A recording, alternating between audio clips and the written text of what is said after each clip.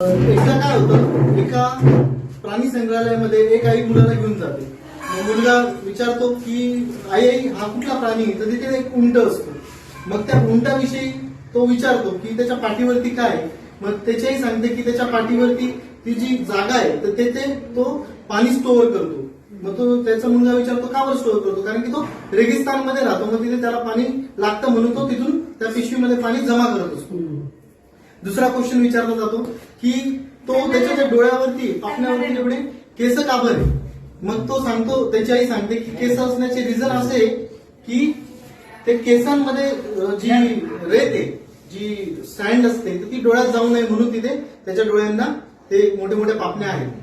तर आणि याचे एवढे पाय का बरं लांब आहेत. मग अजून क्वेश्चन विचारल्यानंतर त्याची आई सांगते की त्याला चालताना रेगिस्तानमध्ये चालायला त्याचे पाय त्या पद्धतीने बनवले, जर जमिनीच्या जवळ राहिला तर त्याला तापमान वाढेल त्याचं शरीराचं, म्हणून एवढी हाईट असते.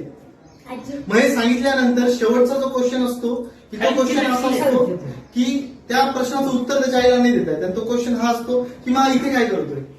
म्हणजे म्हणायचं तात्पर्य माझा हा आहे मोटिवेशन म्हणून की आपण योग्य ठिकाणी जर असलो तर आपण भरपूर काही पुढे जाऊ शकतो.